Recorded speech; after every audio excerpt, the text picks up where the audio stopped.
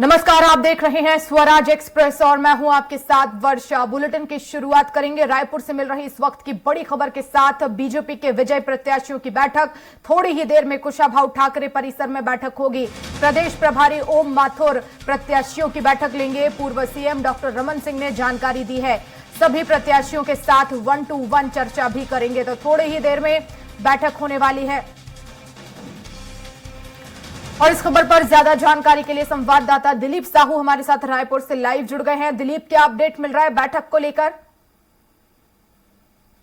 जी वर्षा, बता दें कि कुशाभाऊ ठाकरे परिसर बीजेपी मुख्यालय में तमाम जो प्रत्याशी है, नए प्रत्याशी है, उनका आगमन हो चुका है और ये बैठकों का दौर भी शुरू हो चुका है। हमारे साथ अभी बेलतरा से युवा विधायक चुनकर आए हैं सुशांत शुक्ला जी हमारे साथ हैं। हम इनसे सीधा चर्चा करेंगे, जानेंगे ये क्या फैक्टर रहा कि जिस वजह से आप लोग इतने बड़ी मैंडेट के साथ जीत गए। अराजकता, धोखाधड़ी, भ्रष्टाचार और विश्वासघात को समर्पित एक वंशीय परिवार की चरण वंदना पर आधारित भूपेश उर्फ ठगेश बघेल की अत्याचारी भ्रष्टाचारी सरकार को उखाड़ फेंकने का संकल्प छत्तीसगढ़ की जनता ने बहुत पहले ले लिया था और नारा लगाने लगी थी कि अंधेरे नगरी चौपट राजा दाऊ भूपेश बघेल और टीएस बाबा।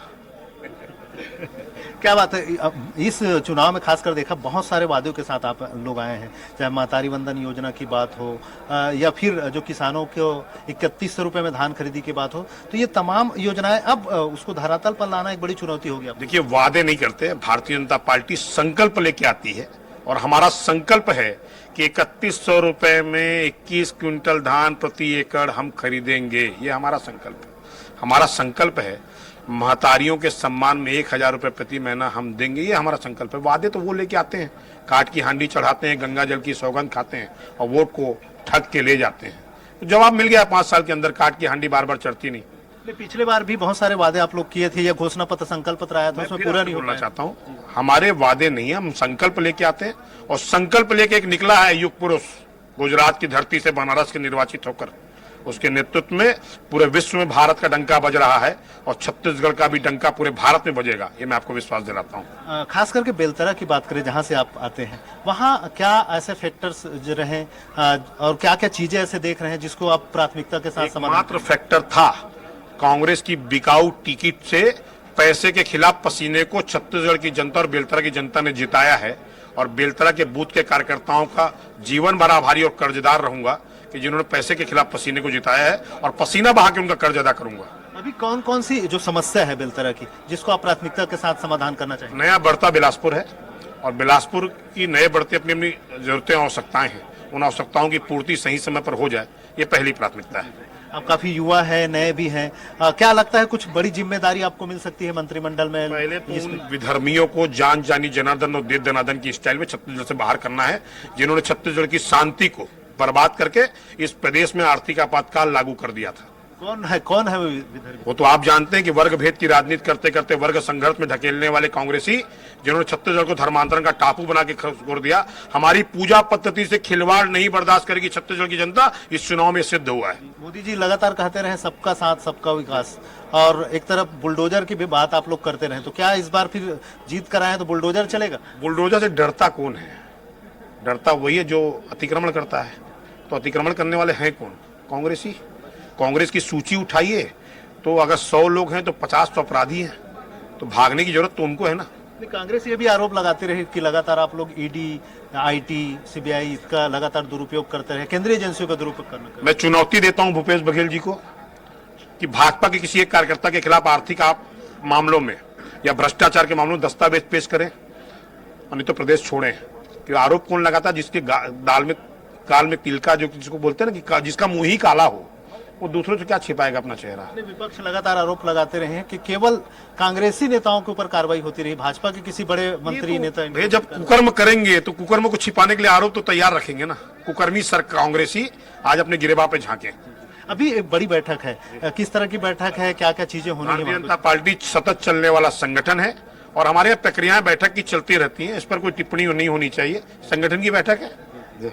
तो ये थे सुशांत शुक्ला जी, इनका साफ तौर पर कहना है कि बड़ी बेबाकी से इन्होंने तमाम बातें रखी वर्षा, कि जिस तरह से भाजपा जिन उद्देश्यों के साथ इस यहाँ सरकार में आई है, उनका दावा है कि वे जल्द पूरा करने का इसको प्रयास करेंगे। जी बिल्कुल। और जो जनता ने भरोसा जताया इस बार बीजेपी पर, तो जाहिर तौर पर जल्द से जल्द वो वादे और जो संकल्प के साथ भारतीय जनता पार्टी आई वो करने होंगे।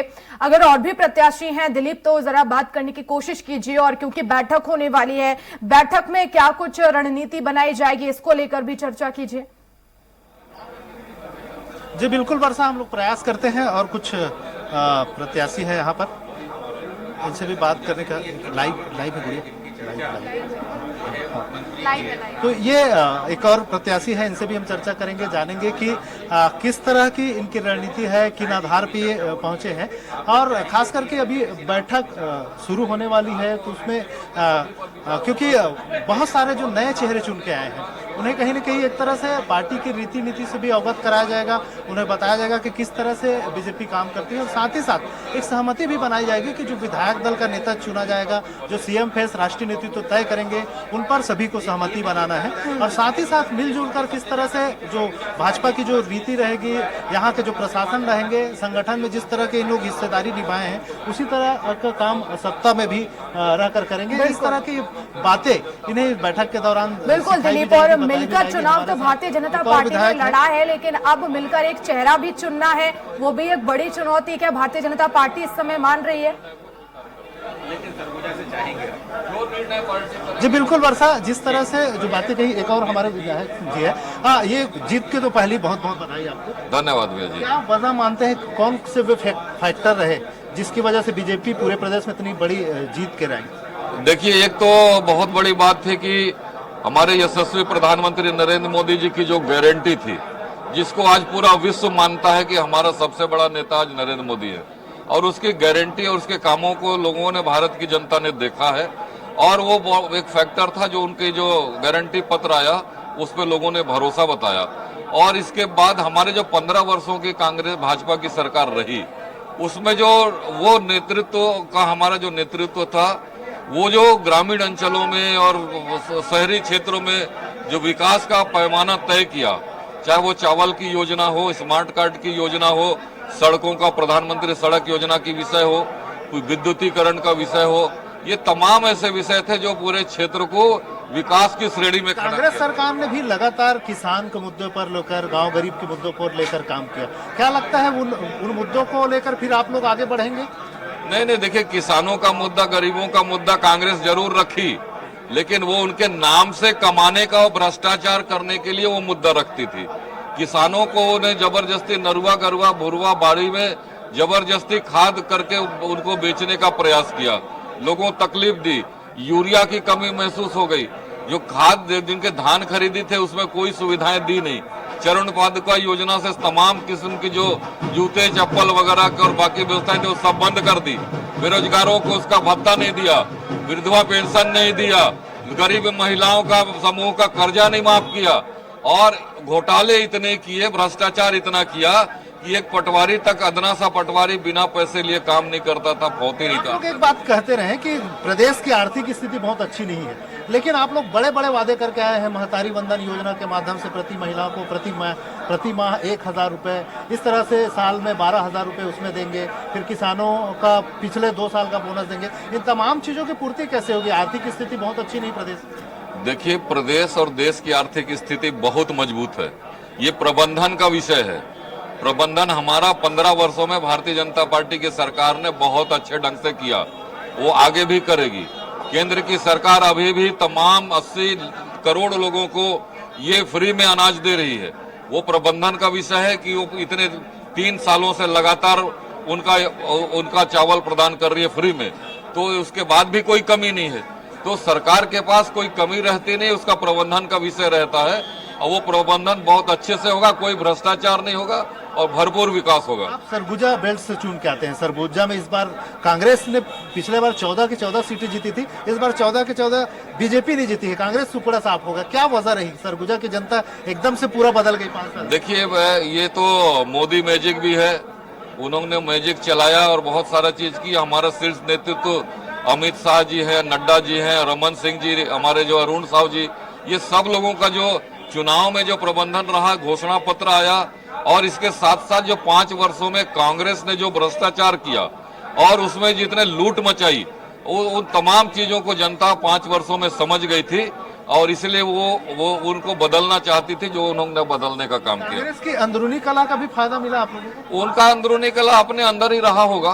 जनता ने तमाम आरोप उनको भी तमाम लगाए चीजों थे को ईडी देख की के उनको कार्रवाई अपना को लेकर भारतीय जनता पार्टी पर, उस पर भी सवाल कीजिएगा। लिया था और इसलिए कांग्रेस को पूरे संभाग से उनका सुपड़ा साफ किया है। तो ये थे वर्षा सरगुजा से विधायक। इनका कहना है कि जिस तरह से रीति नीति रही मोदी सरकार की, मोदी की गारंटी के, उसका असर पड़ा, कहीं न कहीं उसका लाभ इनको मिला है। बिल्कुल, इस तरह से प्रत्याशियों का तमाम आना जो जाना भी विधायक शुरू हो गया है। ये नवनिर्वाचित विधायक इनसे भी बातचीत करने से एक ही बिल्कुल बात संभव हो स्पष्ट हो तो रहा है कि प्रत्याशी मोदी की जो गारंटी है जो भी वो देखिए फायदा उनसे है। बात करने की कोशिश कीजिएगा। जी वर्षा, एक बार रिपीट कीजिए सवाल। बिल्कुल, कहना मेरा ये है कि जो भी प्रत्याशी वहां पर पहुंच रहे हैं दिलीप, क्योंकि बड़ी बैठक है और रणनीति भी यहाँ पर बनानी है, तो तमाम जो नवनिर्वाचित विधायक है वो भी पहुंचेंगे। बात कीजिए, संभव हो। जी बिल्कुल, जिस तरह से जो बैठक का दौर है वो चल रहा है और बारी बारी से जो विधायक वहां जा रहे हैं उनसे 1 to 1 चर्चा कर चुके हैं और कुछ लोगों से 1 to 1 चर्चा हो चुकी है, वो बाहर भी आ चुके हैं। हम प्रयास करेंगे कुछ और विधायकों से चर्चा करने का। उसमें प्रमुख रूप से भावना बोहरा जी है यहाँ। भावना जी, ये बैठक हो गई है, क्या खास रहा, किन मुद्दों पे चर्चा हुई? अभी बैठक नहीं हुई है। हम सब यहाँ पे आशीर्वाद और मार्गदर्शन लेने आए हुए थे। बैठक आगामी समय में होगी तो तारीख आपको बता दी जाएगी। तो एक देख सकते हैं यहाँ ओम माथुर जी है, प्रदेश प्रभारी हुआ, निकल रहे बाहर, उनसे चर्चा करेंगे, जानेंगे कि क्या मील का पत्थर साबित हुआ, उनकी रणनीति कारगर रही, क्या रणनीति रही जिसके वजह से ये किए। तो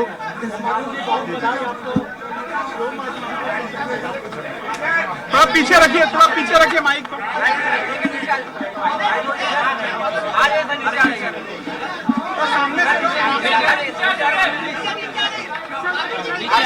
नीचे आ रहे चलिए प्लीज।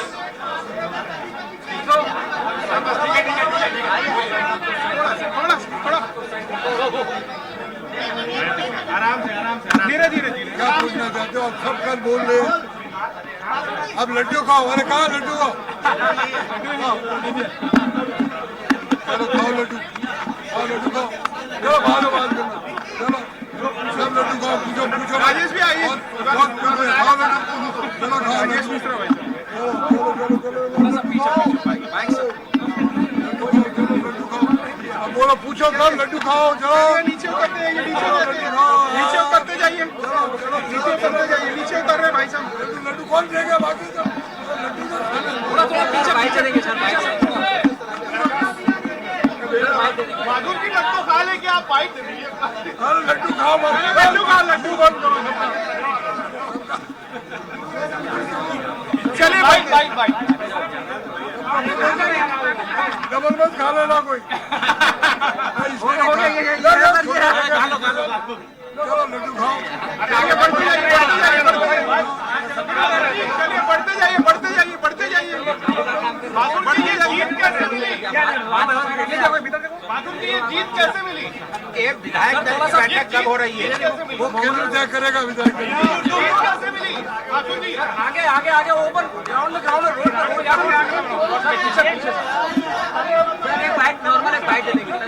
माधुर जी, ये जीत कैसे मिली? बीजेपी की जीत हुई क्या? जनता ने वोट दिया और जीत मिली। मुख्यमंत्री को लेकर कब तक फैसला हो जाएगा माधुर जी? इंतजार करो, इंतजार। बढ़ते जाइए, आगे बढ़ते जाइए।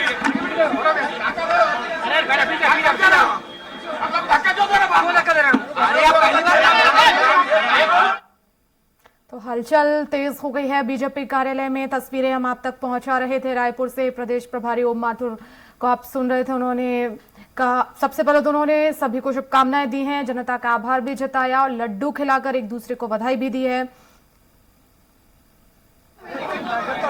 कुशाभाऊ ठाकरे परिसर में बैठक होगी थोड़ी ही देर में। नवनिर्वाचित विधायक पहुंच रहे हैं, प्रत्याशियों की बैठक लेंगे।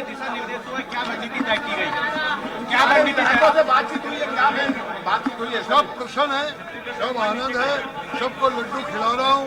और सबको कहा है कि जाके जनता को धन्यवाद दो अपने अपने केंद्र। ये बात ये बैठक कब होगी आप लोगों विधायक दल की एक बैठक? केंद्र तय करेगा, सेंट्रल पार्लियामेंट बोर्ड तय करेगा, वहाँ से ऑब्जर्वर आएंगे, ऑब्जर्वर की तारीख के अनुसार ये बैठक होगी। सर 4 गुना सर 4 सीएम को लेकर भी कुछ चर्चा लोगों के ये तय है कि आप में से अभी हमने कोई नाम तय नहीं किया, इंतजार करिए। सर 4 गुना सीटों से आप लोग ज्यादा पहुंचे, 13 से लेके आप 54 तक पहुंचे, 55 तक। ये जनता को धन्यवाद है, तो हमारा मोदी जी की गारंटी पे भरोसा करें।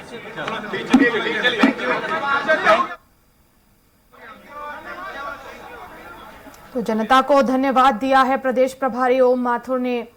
और आगे की अब रणनीति तैयार की जाएगी। बैठक थोड़ी ही देर में शुरू होगी। पूर्व सीएम डॉक्टर रमन सिंह ने इसकी जानकारी दी है। नवनिर्वाचित जो 54 विधायक हैं वो भी पहुंच रहे हैं और आगे की रूपरेखा तैयार की जाएगी। जो वादे किए हैं उन्हें जल्द से जल्द पूरा किया जाएगा। नवनिर्वाचित विधायकों की तरफ से ये बात भी कही गई है।